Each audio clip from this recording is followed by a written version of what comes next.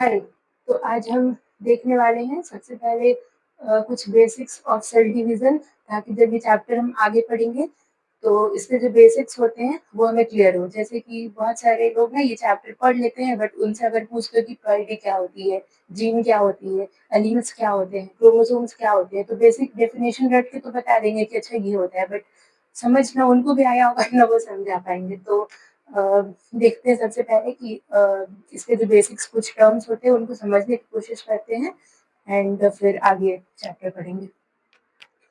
तो सबसे पहले हमारे जो ह्यूमन जो हम होते हैं, हमारे जो एक सेल होते हैं, वो उसकी प्लॉइडी क्या होती है। अब ये प्लॉइडी क्या है सबसे पहले तो बेसिक तो सबको पता होगा कि हमारे 46 क्रोमोसोम्स होते हैं, 23 पेयर ऑफ क्रोमोसोम्स होते हैं।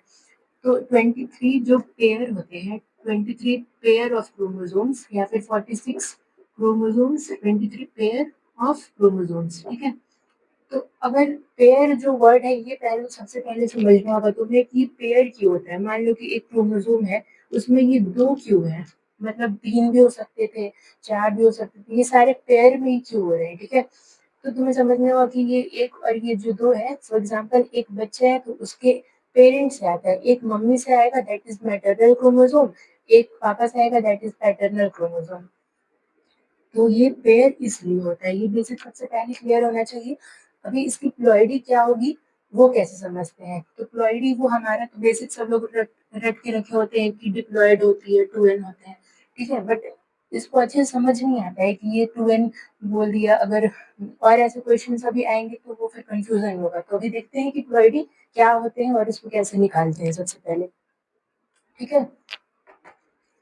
ताकि अगर कोई तुम्हें किसी को अगर कब समझाना पड़े कि क्वालिटी क्या होती है तो ऐसे डेफिनेशन नहीं अच्छे से समझा पाओ। हमेशा ना जब भी पढ़ाई करो तो ऐसे करना कि तुम किसी और को समझा पाओ, तब समझ आएगा कि चलो तुम्हें भी समझ आ गया है। तो सबसे पहले लिख सकते हो डिप्लॉइडी। अब ये हमारा हेडिंग है। तो एक यहाँ पे मैं बना रही हूँ ये, इसमें ये मान लो कि एक क्वेश्चन है, ठीक है, तुम्हारे लिए। तो इसकी प्रायोरिटी क्या होगी। अभी तो तुमने बोला कि जैसे वो दो था तो टू एन था, तो ये दिखने में तो ये दो दिख रहा है, यहाँ पे भी दो दिख रहा है, तो चार भी बोल सकते हैं। तो तुम बोलोगे कि नहीं यहाँ पेयर में है, तो क्या पता ये दो दिख रहा है इसलिए दो। तो अगर इसमें यहाँ पे ऐसे बना दे तो ये क्या थ्री एन हो जाएगा, क्योंकि यहाँ पे तो तीन दिख रहा है। और अगर ऐसे चार बना दे तो फोर एन हो जाएगा। तो नहीं, सबसे पहले तुम्हें ये समझना होगा कि ये कितने सेट्स बन रहे हैं इससे मैटर नहीं करता है। ये तीन यहाँ पे है, नहीं, तो कितने सेट्स ऑफ क्रोमोसोम्स है ये प्लॉइडी नहीं होता है। प्लॉइडी का मतलब ये होता है कि number of chromosomes in a set, एक सेट के अंदर कितने क्रोमोसोम्स है। तो इसमें भी दो है, इसमें भी दो है, इसमें भी दो है, इसमें भी दो है, इसमें भी दो है, तो टू एन होगा, टू एन होगा, ठीक है। अगर यहाँ पे ऐसे होता एक दो तीन, और ये अगर एक भी होता सिंगल, मान लो ऐसे है, ये सिर्फ इतना ही होता और नहीं होता, तो ये थ्री एन होता। अगर इसमें ऐसे एक दो तीन एक और बना दे, एक और बना दे, तब भी थ्री एन ही रहेगा, बिकॉज ये मैटर नहीं करता है कि कितने सेट्स हैं, एक सेट के अंदर कितने क्रोमोसोम्स हैं, दैट इज प्लॉइडी। तो ये तुम लिख सकते हो, जो बेसिकली रट्टा मारते हैं, number of chromosomes in a set. तो ये होता है बेसिकली प्लॉइडी। तो अभी और क्वेश्चंस थोड़ा सा ना इसे समझ लो, थोड़ा और अच्छे से समझ में आएगा। अभी इसको बहुत सारा ना इरेज करना पड़ेगा।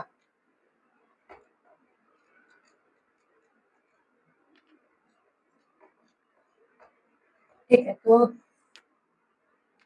ये ना अभी के लिए समझो कि ये जो ट्वेल्व है ये पेरेंट वाले हैं, इनके रिस्पेक्ट में जितने भी क्वेश्चंस होंगे इनके रिस्पेक्ट में तुम्हें प्रायोरिटी बतानी हो। और अगर तुम अपने जगह पर बैठ कर पढ़ाई कर रहे हो जहां से भी, तो तुम ना एक काम करना कि फॉर एग्जाम्पल मैं यहाँ पे क्वेश्चन लिखूंगी तो तुम अपने अपने मन में ना सोच लेना कि इसका आंसर ये होगा, फिर जब मैं बताऊंगी तो उसको मैच करना। इससे ये क्या होगा कि तुम सिर्फ देख नहीं रहे होगे, मतलब एक्टिवली तुम रिविजन कर रहे होगे। ऐसा नहीं है कि तुम बस सुने जा रहे हो, ठीक है, तुम्हें पार्टिसिपेट करते हुए चलना है।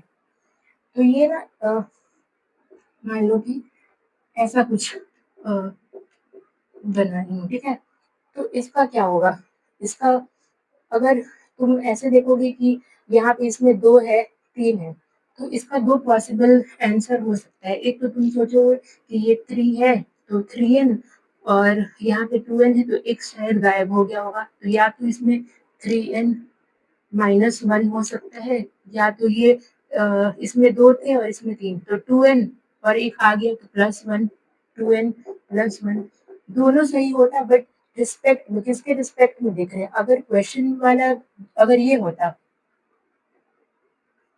होता अगर पेरेंट वाला क्वेश्चन, तो इसके रिस्पेक्ट में 3n था और एक चला गया, तो 3n -1 ये आंसर होता। बट अभी हम इसके रिस्पेक्ट में देख रहे हैं, तो 2n है पहले से और +1, तो ये वाला आंसर होगा।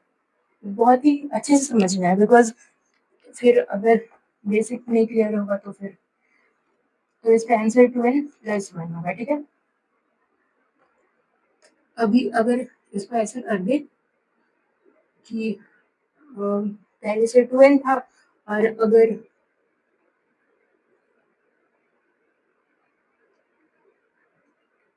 ऐसे कर दे तो कितना हो जाएगा? ये 2n हो जाएगा और इसमें +2 ऐड हो गया, तो 2n +2। इतना तो बेसिक समझ में आ गया सबसे पहले कि डिप्लॉयड कब होते हैं, 2n 3n 4n को एक सेट में अगर 2 3 4 ऐसे बढ़ते जाएंगे तो वो होगा। और अगर 2n +1 हो जाए तो इस एक सेट में अगर एक बढ़ जाएगा तो +1, एक सेट में अगर 2 बढ़ गया तो +2 हो जाएगा। अगर दोनों सेट में एक बढ़ जाएगा तो +1 हो जाएगा। यहाँ पे बनाती हूँ।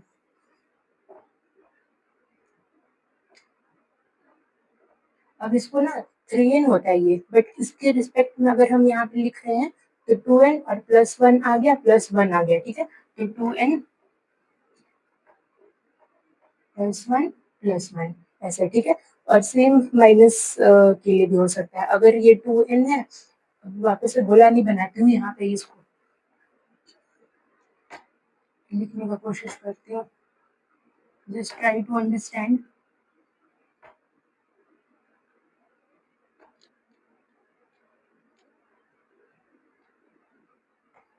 ठीक है, तो ये 2n है, ठीक है। अगर 2n ऐसे था और यहाँ पे 2 की जगह पे 1 कर दिए, तो पहले से 2 था लेकिन 1 माइनस हो गया, तो 2n -1 हो जाएगा ये वाला।